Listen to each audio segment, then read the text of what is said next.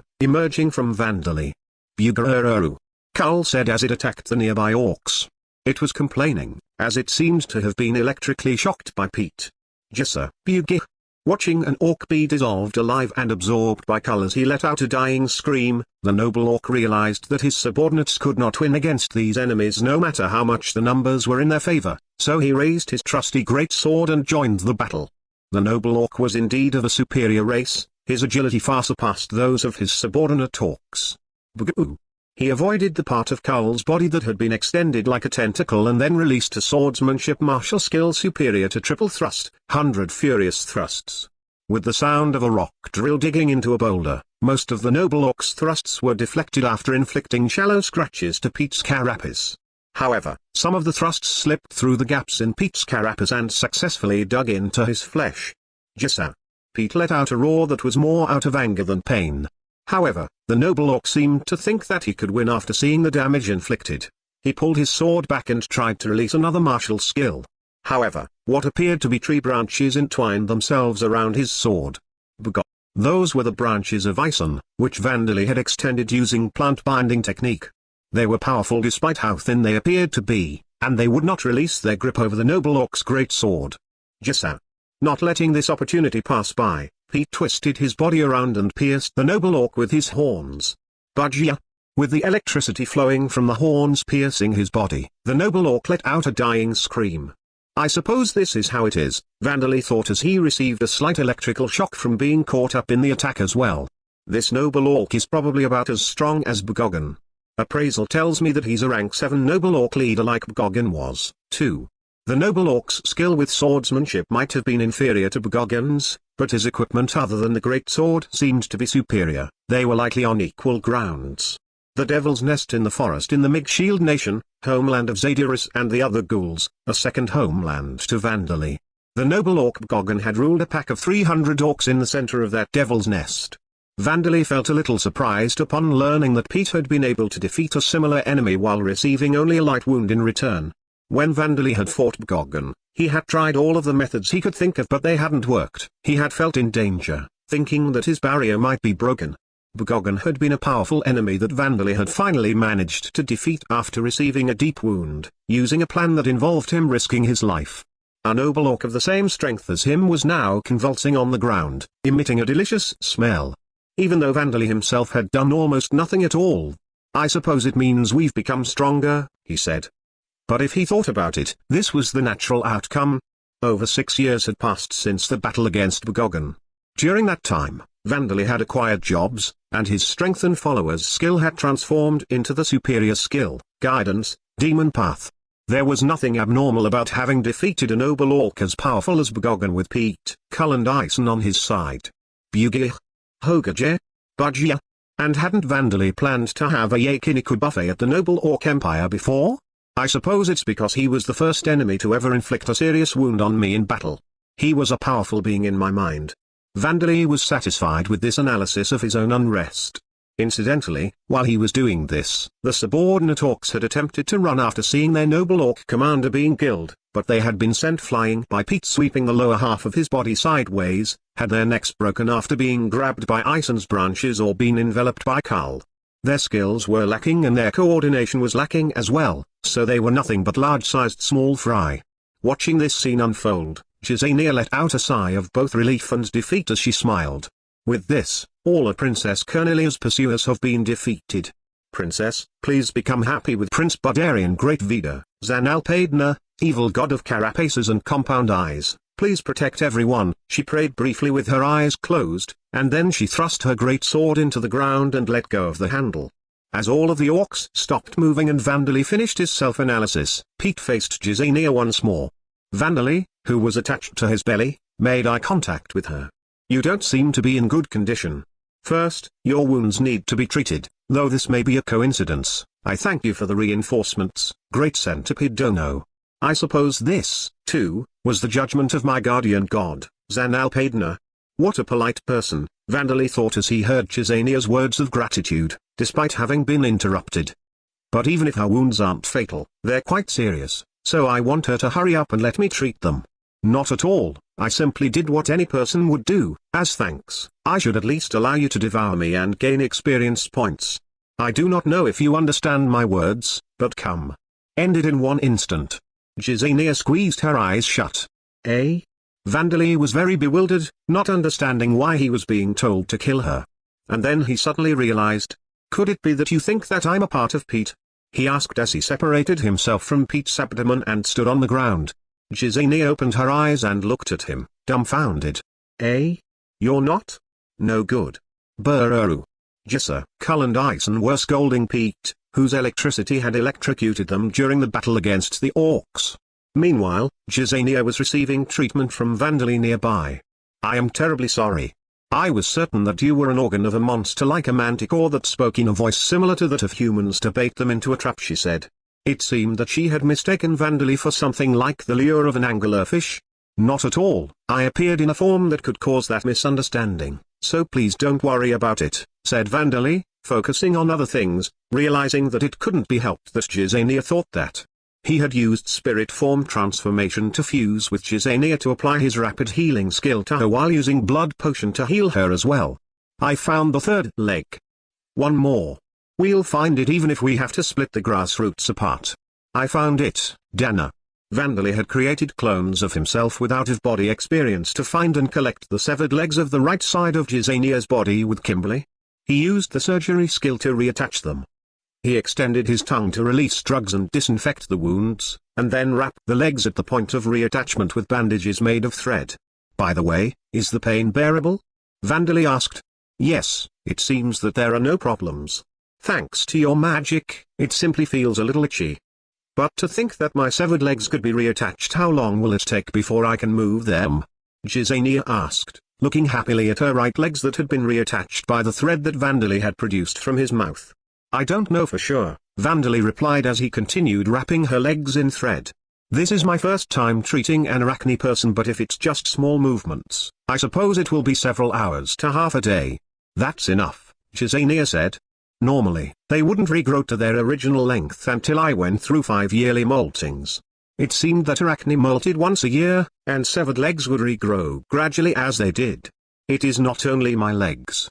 In the state that I was in, if I were to survive and return to my nation on my own, I would have lost my arm, Jizania continued. Her arm that had been broken in a horrible fashion had been completely healed, and she was able to move it normally. The upper body halves of Arachne, which resembled those of human women, didn't molt, so her 2 arms would never regrow if severed, unlike her 8 legs. And for Gisania, losing her arm, which was necessary to swing her sword, would be equivalent to death. Of course, Vandali was happy that her arm had healed as well. "I'm glad to hear that," he said. "It would be sad to lose an arm as beautiful as yours." Gisania's arms had powerful muscles for wielding her great sword. All muscles other than those of enemies were beautiful. Losing them would be an unbearable loss. "Beautiful is it?" Gisania asked. "Yes. I see. I am not so sure, as nobody has said that other than my mother, but I'm happy." Gisania didn't look entirely convinced. Vandali decided that he'd have her make poses for him later. And he thought that the rest of Gisania was beautiful as well. It was true that normal people might be afraid of the spider-like lower body that was the size of a 2-ton truck with fluffy-looking, furry, tarantula-like legs protruding from it. Her upper half resembled a human woman's, but when she stood upright, the top of her head was over 3 meters above the ground. On top of that, she had a large build, her body clearly being one of a well-trained warrior. However, for Vandali, who was friendly with the giant centipede and cemetery bees, she was not someone to feel fear or disgust towards. In fact, even outside of her muscles, Vandali thought about how he wanted to try touching the fluffy fur on her lower body, about how the compound eyes on her forehead were like beautiful gems, about how her white skin was beautiful, and about how her front 2 legs resembled a human's until halfway down. Come to think of it, she has 8 legs. Will Privel be angry? No, I'm just gathering information and happened to save someone in the process, so it's fine. Tentacles and the legs of an arthropod were quite different in appearance, but their number was the same. I will thank you once more. I am Gisania. I am a samurai of the Arachne race. And I wish for you to tell me who you are. I know that this is not how I should behave towards my savior, but Vandali was the one who had saved Gisania's life, and for some reason, she felt some charisma from him, the demon path enticement and guidance, demon path skills, as well as the effects of the insect user job, but Vandali wasn't someone she could not feel curious about. "It's all right," Vandali said. "Kimberly, while I explained things to her, please bring everyone over from the Nochen fort." "Fort? Could it be that you came from that fort of bone?" Gisania exclaimed. "I'll include that in my explanation." "Dana, could I take my time to bring them here?" Kimberly asked. "About 30 minutes, or maybe an hour." "Don't worry about that and bring them here quickly," Vandali said. Yeah. Vandali excluded the information about the reincarnated individuals, but explained to Gisania about the current Talersheim and the reason that he and his companions had crossed the marshlands to come to this place. Gisania was simply astonished. The fall and resurrection of the Titan nation, travel to and from the outside of the mountain range being possible, immigrants, I would never have dreamed that things had become like this beyond the marshlands, she said. "I feel the same way," Vandali said, having heard from Gisania what was happening south of the marshlands. Eleonora, Vigoro and the others had regrouped with them around this time, and they were greatly surprised as well. 100,000 years ago, the goddess Vida was defeated as a result of the battle between her and Alda, and the Arachnean noble orcs that had fled with her and her gods survived by forming groups encompassing their entire races in the land south of the marshlands. The goddess Vida fell into slumber, and the surviving pure-breed vampires became watchmen to protect the place where she rested, while the gods of every race, including the Arachne, needed to fall into a deep slumber for tens of thousands of years to regain the power they had lost due to their wounds. And the remaining Arachne and noble orcs endured the dawn of a new era by helping each other. As they had been allies who had fought together under Vida, even though their lifespans and ways of living were different, they helped each other, and the first few tens of thousands of years went well. It seemed that the fact that the two races preferred different environments to inhabit, like the lizardmen and the titans, worked to their advantage. However, several tens of thousands of years passed, the villages of each race grew in population and development, and the gods began to awaken, beginning with those with the shallowest wounds and greatest power, putting an end to the new age. And with things becoming easier, conflicts of interest began arising between the two races, and arguments began occurring. These didn't develop into war, but this was only because the gods, including Zanalpadna, the evil god of carapaces and compound eyes, sent divine messages to mediate peace whenever signs of conflict began to occur. But soon enough, war between the races that served Vida broke out. At that time, a wise emperor appeared in history. The one who suppressed the war and brought peace to the southern region of the continent was the noble orc arch-king, Emperor Mage, Jizania said. Emperor Mage was the most powerful being existing at the time, other than the pure-breed vampires who were slumbering with Vida. If he had wanted to, he could have used military might to create an empire with the noble orcs standing at the top. However, Emperor Mage did not do this. He solved each race's problems through discussion. We are not enemies. Every one of us are brothers and sisters, are we not? Let us value peace together and prepare for the battle against the tyrannical god Alder and his hounds, who will come for us one day. These were his words that had been recorded in history. In other words, he had created unity within by making an enemy of those on the outside. The truth was that the tyrannical god he had mentioned, Alder, the god of law and fate, was indeed an enemy. So, to be more accurate, he had reminded those within that there was an enemy on the outside. And then Emperor Mage created a republic with the noble orc empire at its center, where each race cooperated and helped each other. In the end, the noble orcs were in the position of leadership, but this was the natural course of events, as the noble orcs possessed the greatest fighting strength among every race. And that republicanism had functioned well until several months ago. That was because even after Emperor Mage's death, the successive generations of emperors had been wise and impartial, devoting themselves to maintaining the peace. However, the second son of the late emperor, Prince Bugetis, had felt discontent with this. I do not know what he is thinking, Jizania said. But when the late Emperor Fugofusama passed away, Bugetis acquired the divine protection of a god I had never heard of, a god named Revivifud, instigated a coup d'état and drove away Prince Budarian, who was supposed to become the next emperor, as well as his loyal retainers. Prince Budarian, who had managed to escape despite being defeated, was in hiding now, relying on the Arachne race where his fiancée Princess Cornelia was. Having taken over the empire, Bugetis had erased records of his older brother and destroyed the republic created by Emperor Mage, starting a war to create a dictatorship that worshipped the unknown evil god, Revivifud. The Arachne race was fighting against the empire along with the other races that supported Prince Budarian, but the situation was grim. That was when the Arachne race had received reports that a fort had suddenly appeared without warning on the outskirts of the marshlands.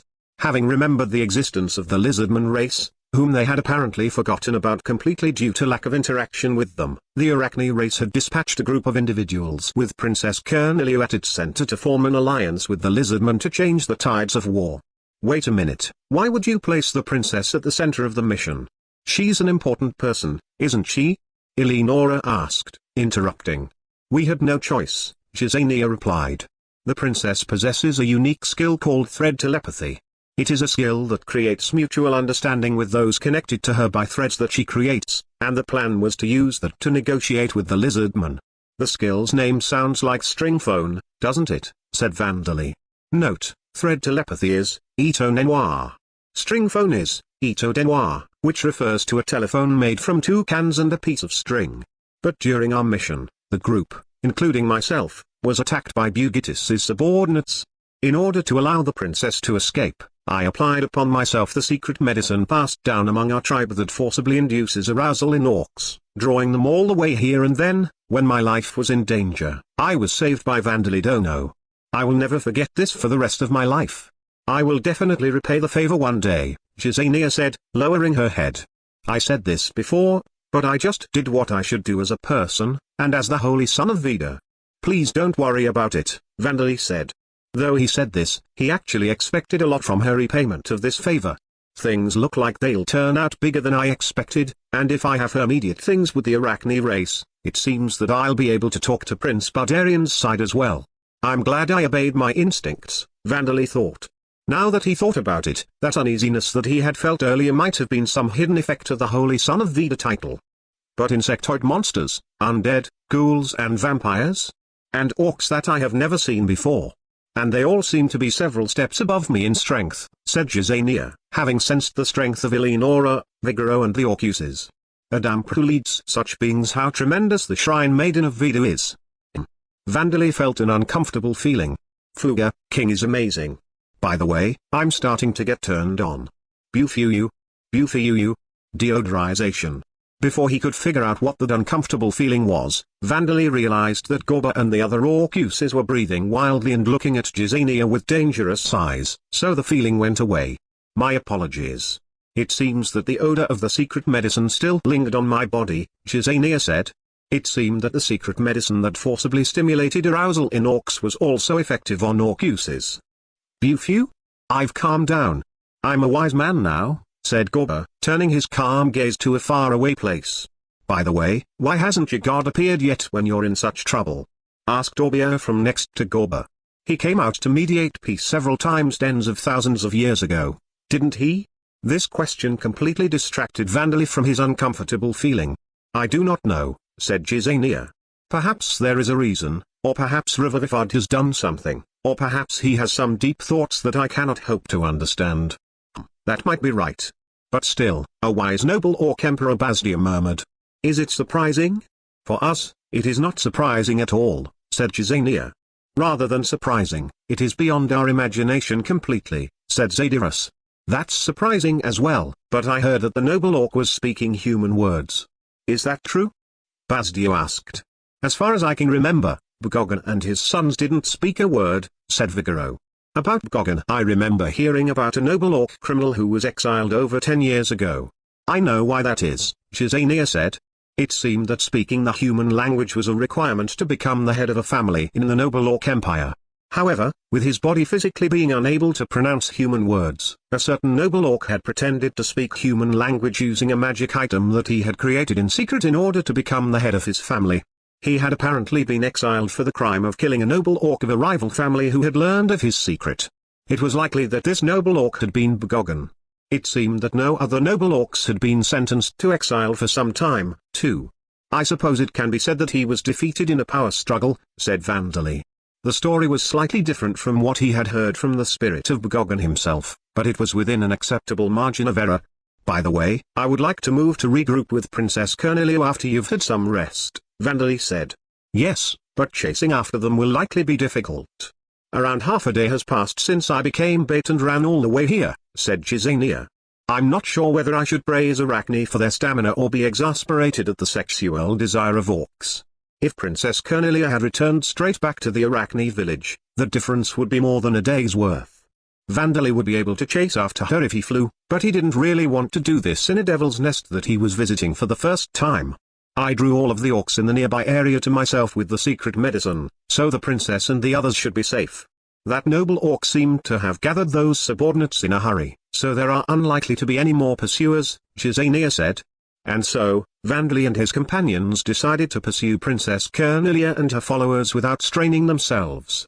Name, beat, rank, 7, race, Black 100 Lightning Centipede, level, 45. Passive skills, Hunger Resistance, level 2, Self-Enhancement, following, level 5, level up. Venom Secretion, Neurotoxin, Jaws, level 6, level up. Wind Attribute Resistance, level 4, level up. Enhanced Body, Exoskeleton, Horns, level 6, level up. Superhuman Strength, level 5, level up. Active Skills, Silent Steps, level 1, Charge, level 6, level up. Surpass Limits, level 7, level up. Armor Technique, level 3, level up. Lightning, level 7, level up. Unique Skills, Dragon Devourer, level 2, level up. Name, Carl, rank, 6, race, Deep Blood Slime, level, 61. Passive Skills, Blunt Damage Resistance, level 7, level up. Hunger Resistance, level 2, Predator's Restoration, level 6, level up. Body Form Manipulation, level 4, level up. Venom Secretion, level 6, level up. Magic Resistance, level 1, new. Superhuman Strength, level 1, new. Active Skills, Silent Steps, level 4. Bloodwork, level 3, level up. Surpass Limits, level 3, level up. Grow, level 2, level up. Unarmed Fighting Technique, level 1, new.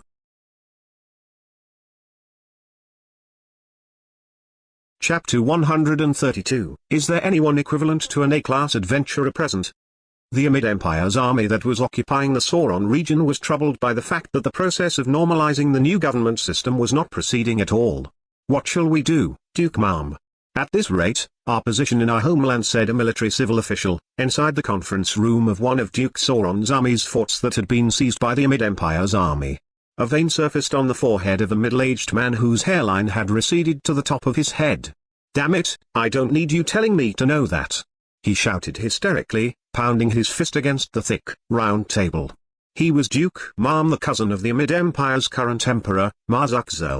Duke Ma'am had assumed the position of Supreme Commander of the Amid Empire forces occupying the Sauron Duchy in the spring of this year.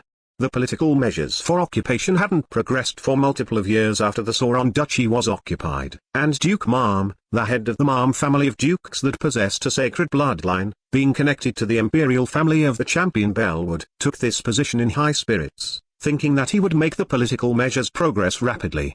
However, he had come to the end of his rope soon after taking up this new post. All of the improvements and political measures that Duke Ma'am and his retainers could come up with had already been tried by his predecessors. And this had led to the current situation. Even when they were exempted from paying taxes in full for a period of time, or the infrastructure to maintain their highways were put in place, the people of the Sauron region would not yield to the Amid Empire.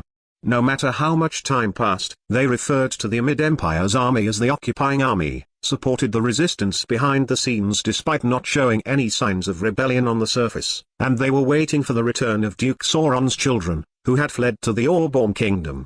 The political measure of discriminating against Veda's races like beast people and titans, which were completely normal in the Empire, would not be applied for a long time due to the orders of Emperor Mage, and this had not caused any problems, at least on the surface. However, other political measures had caused problems to surface. Trying to do something about it, the army that Duke Ma'am had brought with him were throwing themselves into things and running about, but the situation had only worsened. The people have a deep-rooted resistance to the construction of a church of Alder and religious conversion, so we cannot gather workers. In fact, there have been conflicts between the people and the soldiers trying to recruit workers, devolving into bloodshed. The national religion of the Amid Empire, the faith that placed Alder, the god of law and fate, at the highest position, commonly known as the Alder religion. The political measure of converting the people of the Veda religion, which had flourished in the Sauron region, had not progressed at all. Again, it may be overbearing, but if you gather a dozen more armed soldiers, the commoners won't try it so easily. You should have received permission from His Excellency the Duke, and you should have enough soldiers gathered. So why are you not doing this? Asked the Grand Chamberlain of the Ma'am family of dukes. No, that is the first ones to act violently were the soldiers, the ones that belonged to Duke Ma'am's army, the civil official said. What? Are you saying that those who belong to the Duke's army conducted such behavior? The Grand Chamberlain shouted, seemingly having understood the situation now. The pale-faced civil official continued his report.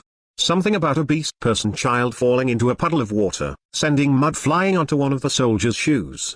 When he tried to discipline the child's parents apparently interfered, and the blood rose to the soldier's head and he drew his sword. He punished the father on the spot before the other soldiers could stop him. So that was the cause of the rebellion. Has the Grand Chamberlain not taught the soldiers that they do not have the right to punish civilians? Asked a man who seemed to be the civil official's superior, covering for the civil official. Silence. It has not been long since those soldiers were recruited, and it is you civil officials who simply look at the numbers, say that there are not enough soldiers and then ask us to send more. The Grand Chamberlain shouted. We did indeed request for more soldiers, but it is supposed to be the work of you military officers to decide who to actually dispatch. The civil official superior shouted back. Silence. Duke Ma'am bellowed. Are there any other reports? Yes. The reconstruction of the fort in the Sila territory has been delayed. According to preliminary estimates, if we can have 5 Earth attribute mages and a team of military engineers dispatched, the delay could be reduced to the end of autumn, but another civil official reported. You bastard, didn't you say at the start of summer that the delay could be reduced to the end of summer? We've dispatched the valuable, skilled individuals among our mages, so what is the meaning of this? The Grand Chamberlain demanded. I'm terribly sorry. The gathering of materials and workers is not going well, so the construction work is not progressing. Damn, are there any other reports? The Duke shouted, saliva flying from his mouth. The pale-faced civil officials delivered their reports one by one. Complaints from the Adventurers Guild, as well as petitions from every guild, the mercenaries, merchants and mages, had stacked up like a mountain. On top of that, the military officers reported things such as a lack of progress in the reformation of the resistance extermination squads that had been annihilated in spring, as well as increasing numbers of soldiers in the occupying army becoming unable to move due to illness, though they were not seriously ill. As only half a year had passed since Duke Mame took up this post, these problems were not entirely the responsibility of him and his retainers. All of these are due to the Resistance's achievements. No interference, thought Baron Kyoko Ragdu as he moistened his throat with black tea at a seat at the end of the conference hall, watching the Duke's face growing darker and darker as if it was completely unrelated to him. The Amid Empire's misgovernment of the Sauron Duchy had begun when they allowed two influential resistance organizations to form. The Sauron Liberation Front that was led by the liberating Princess Knight and the reborn Sauron Duchy army that was led by Duke Sauron's son, Raymond Paris. The two resistance organizations had become a source of help to the local populace that the Amid Empire's army had tried to force to become accustomed to everyday life under occupation. This had maintained their desire to rebel against the Empire. Due to this, the Amid Empire's army had become unable to hire the local populace as workers to become new guards or build new forts and other military installations. They had hired commoners after applying numerous checks, but members of the reborn Sauron Duchy army had a high rate of success in infiltrating the workforce and had continued to cause incidents to occur. One might think that these problems could be solved if workers and necessary military personnel were brought from the Mage Shield Nation, whose national borders were close to the Amid Empire mainland, but this was no simple matter. Rebels existed in both the Amid Empire's vassal nations, including the Mage Shield Nation, and the Amid Empire mainland itself. If they were to group up with the resistance, even the mainland's public order could become unstable. Even if this weren't the case, the Mage Shield Nation still hadn't reorganized its army after it had lost much of its military strength in the expedition to the Boundary Mountain Range 3 years ago. As for workers, bringing them from the Empire or its vassal nations would be a poor move as well. First of all, this would plainly come with high labor costs. Alder, the god of the Empire's national religion, taught that those who work should be given appropriate rewards. Workers' wages could not be unjustly lowered, and the workers of the occupied nation would think that their work had been stolen from them, causing an accumulation of discontent among the Sauron Duchy's commoners and the Workers' Guild.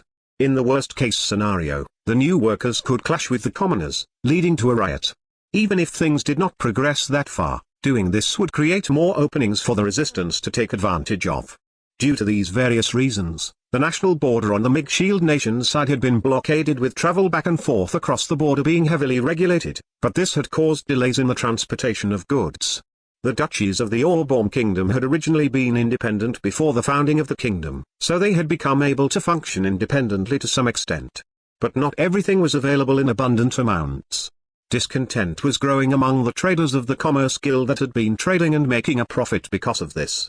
It wasn't only those who were involved in trading, because people could no longer travel back and forth to other places. The mercenaries of the Mercenaries Guild, who normally traveled between battlefields like migratory birds, had become unable to earn a living. The mages of the Mages Guild now had difficulties obtaining materials needed for their research.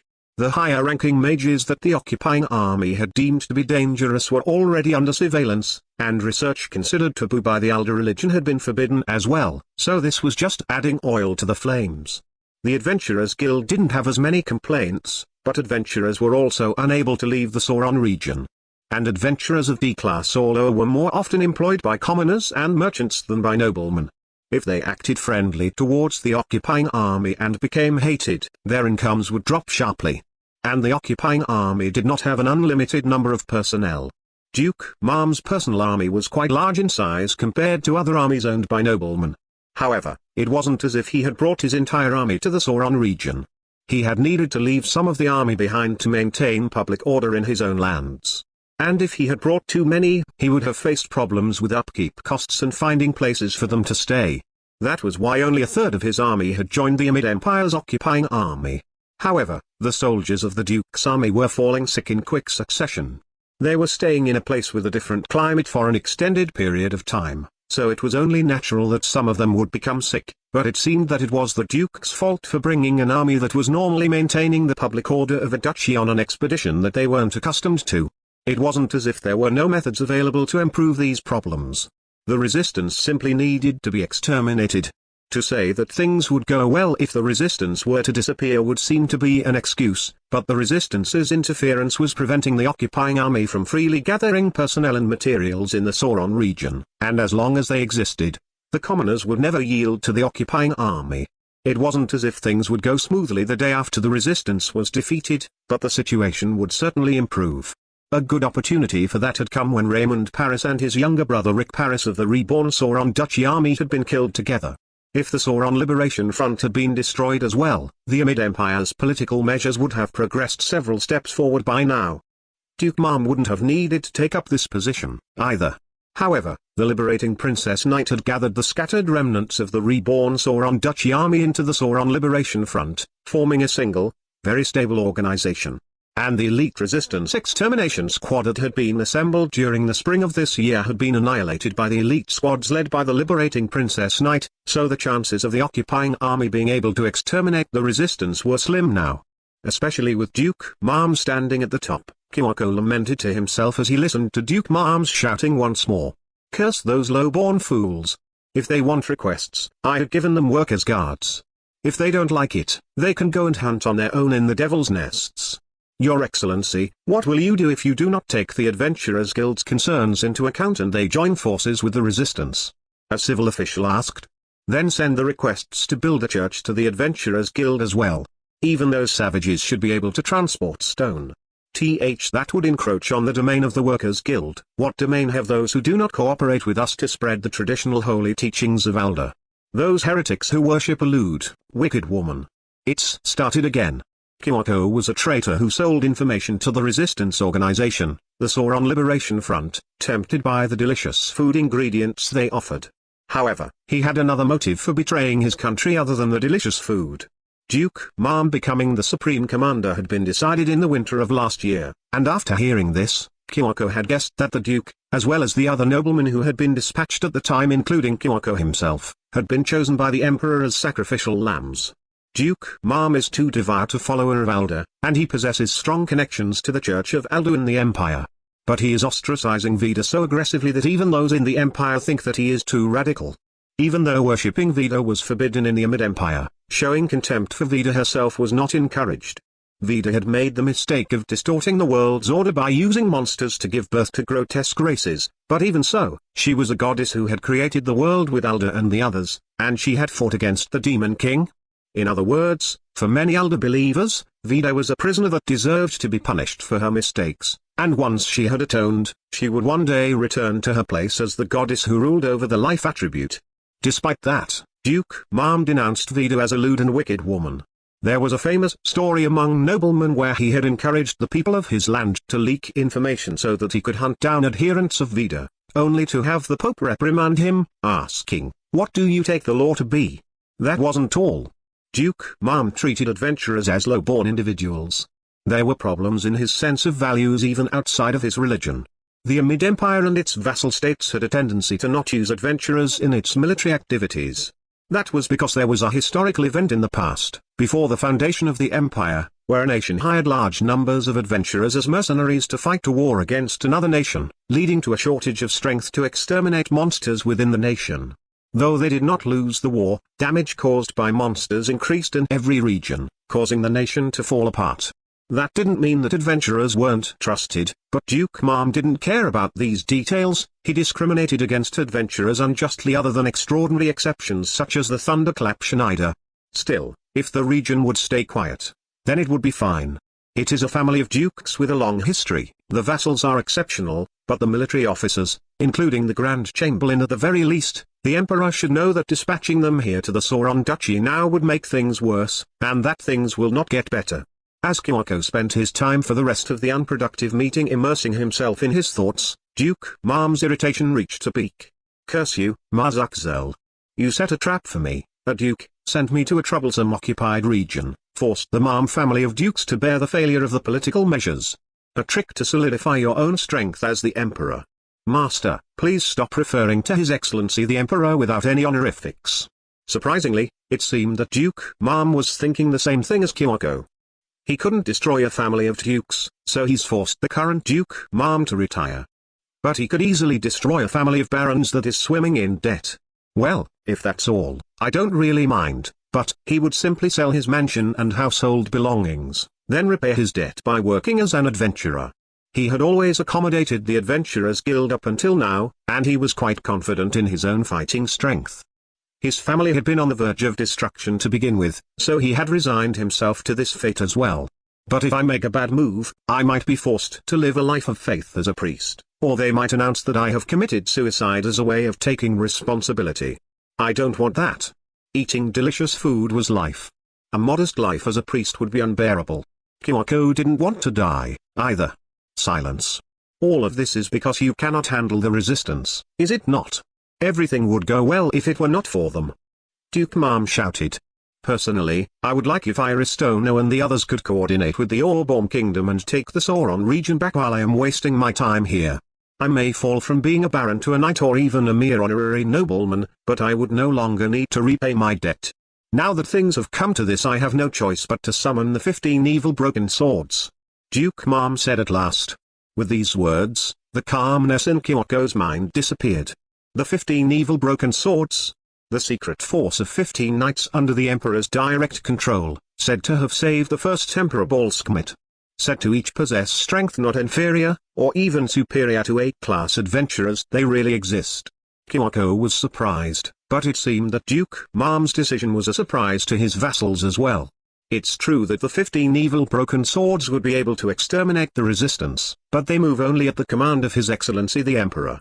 No matter how much of a right you have to the throne, I do not believe you can command them, one of the vassals said.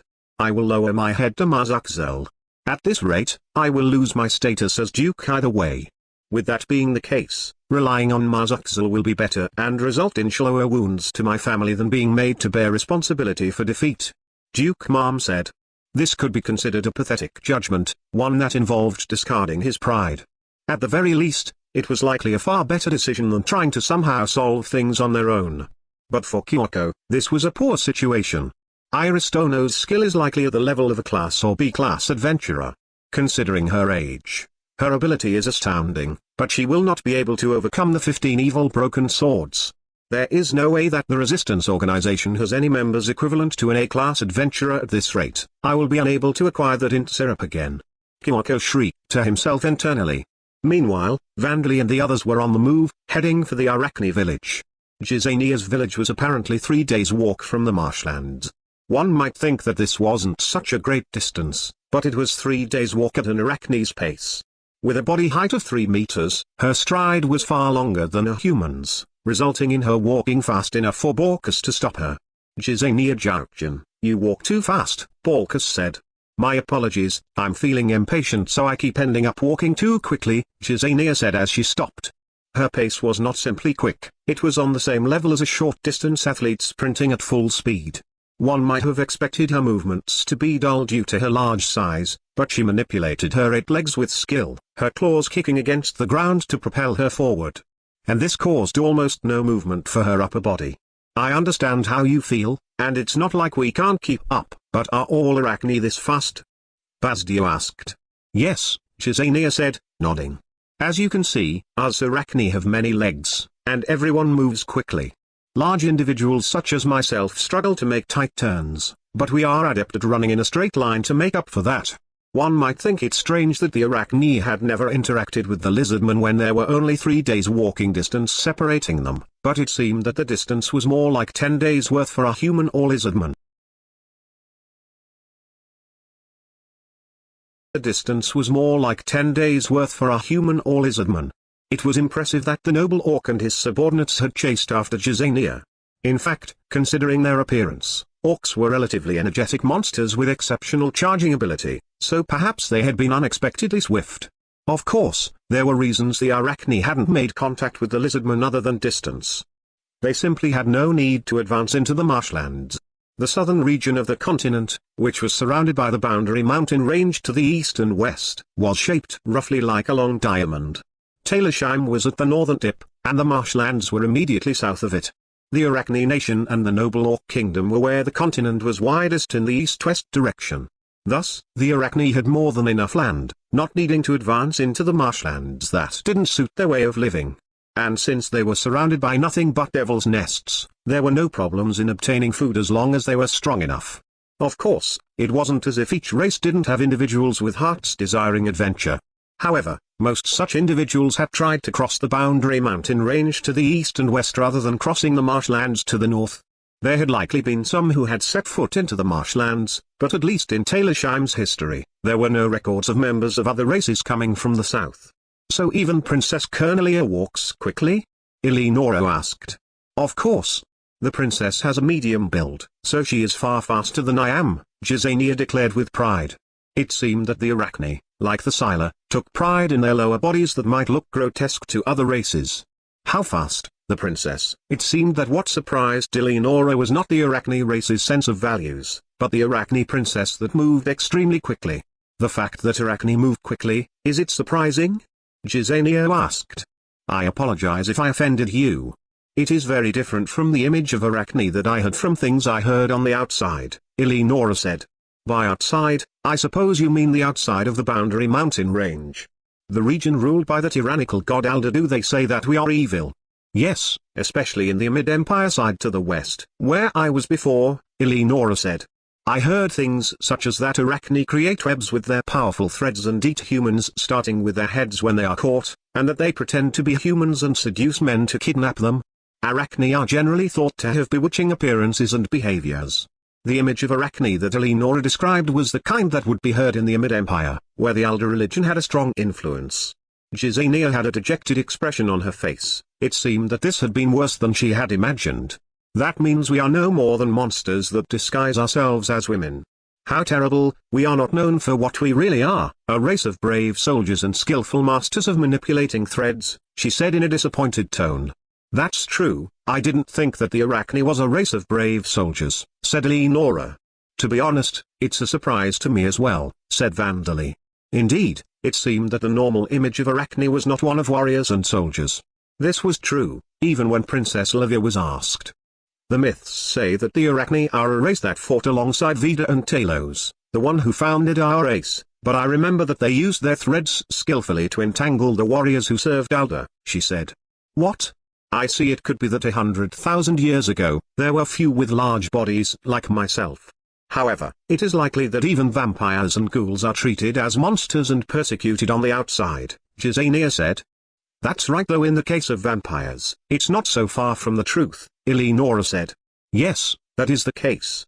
It is half true, said Zadyrus. The two of them had complicated expressions on their faces. The vampires of the Barngaia continent were evil hounds serving the pure-breed vampires who served evil gods, while ghouls ate the humans they defeated and kidnapped women, turning them into members of their own race and using them as tools to birth children. It seemed that neither of them could strongly deny Jazania's words. More importantly, I am interested in the job called samurai, said Bazdia, changing the topic smoothly just before an awkward atmosphere settled in. Samurai is the recreation of the bushy job left behind in historical records by the champion Hillwillow. In the world where Hillwillow and the other champions came from, there were many ancient soldiers known as bushi who excelled in the use of 100 combat-related skills, especially proficient with the use of a single-edged sword known as a taki, Jazania explained. Note, bushi is another word for warrior, samurai, taki is a Japanese long sword. 100 skills.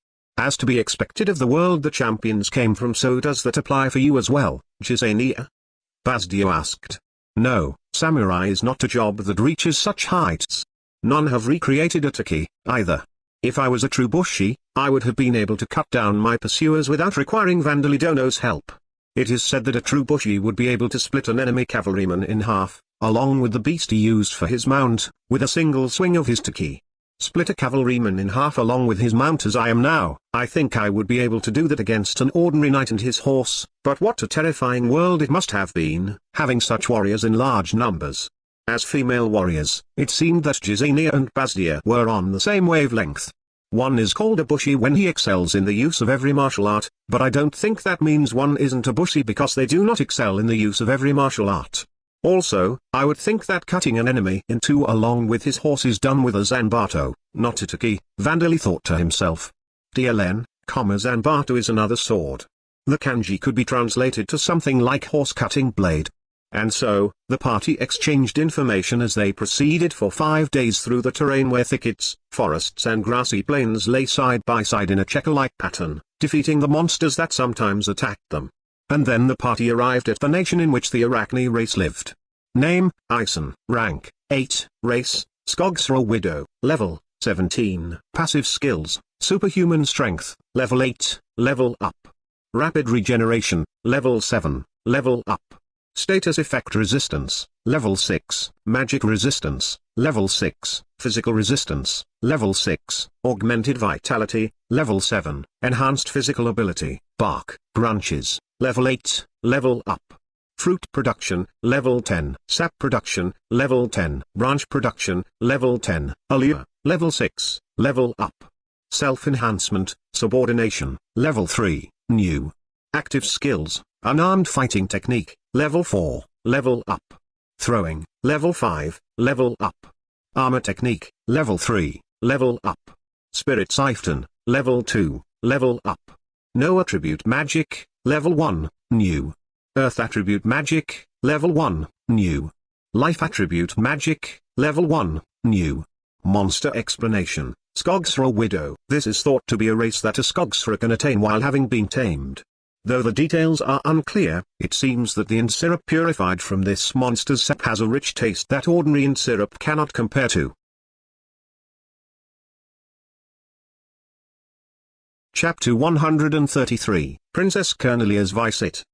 The area south of the marshlands had terrain resembling the continent of Africa that Vandali knew of, with clear air and red dirt. However, it simply had some things that looked similar to the African continent based on what Vandali had seen on TV. It was actually quite different. There were bands of forests, grass-covered plains and savannas in a checker-like pattern, and there were no deserts.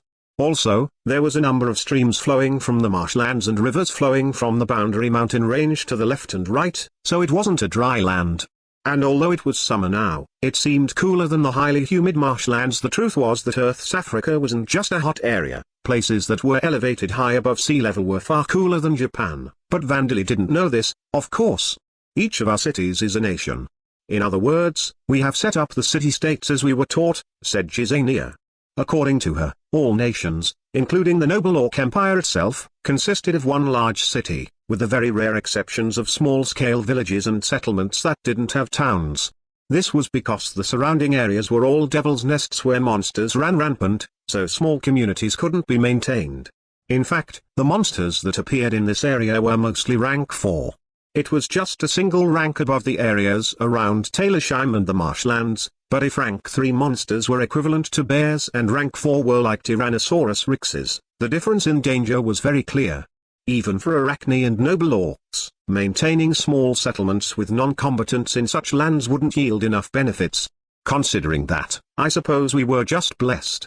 We did make cultivation villages before we were destroyed, said Borkus. The risk of young warriors losing their lives against rank 4 monsters is high, too, said Princess Livia. We also lived in a devil's nest, but almost all of us were capable of fighting, said Zadyrus. And most of the monsters around us were weaker than young warriors, or could be defeated by taking them on in groups. It's different here, said Vigoro. To tell you the truth, it would have been impossible for me to return this far on my own, even if I had not been wounded, said Gisania. There are monsters that attack in groups, after all. This is all thanks to you people. I would like you to allow me to thank you once more. And is he alright? Ever since he separated himself from a Legion donor who appeared early this morning, he does not seem to be feeling well, she said, looking worriedly towards Anna-looking Kurtligston, younger brother of Cheser and Lieutenant General, effectively Vice Prime Minister, of Taylorsheim. I think he's fine. I gave him medicine, so I think he'll get better soon, said Vandali. As for why Kurt was there, Vandali had returned to Taylorsheim once via Legion's teleportation to report the situation. Cheser had said that someone should be dispatched as a diplomat, so Kurt had been dispatched here as a result. Via teleportation while buried in Legion's flesh.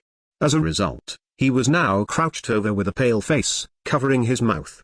I thought it would be better than having insects or seeds infest me and being equipped in some.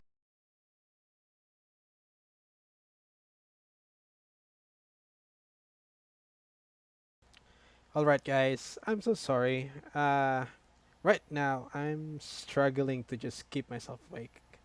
Yeah, keeping myself awake right now. But my eyes are really shutting down. I don't know what's the problem right now. It's been 3 days straight that I'm experiencing this weird sensation, and I just can't hold my eyes back. They just want to close, and yeah, sadly I cannot continue with this design for today.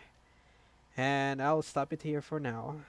Thank you again if you're listened to the story and watch my process in doing this. I'll make sure to continue next time, and hopefully that I won't be very drowsy again. But so far so good. The base color for the accessories, the base color for the clothing, and adding some few blending shadows over here and there is really nice. And yeah, still needs a bit more detail and stuff like that. But I will definitely start coloring next stream. Hopefully, I get rid of this stupid drowsiness, whatever it's happening to me right now. I'll see if I can change my sleep schedule. It could be due to that also.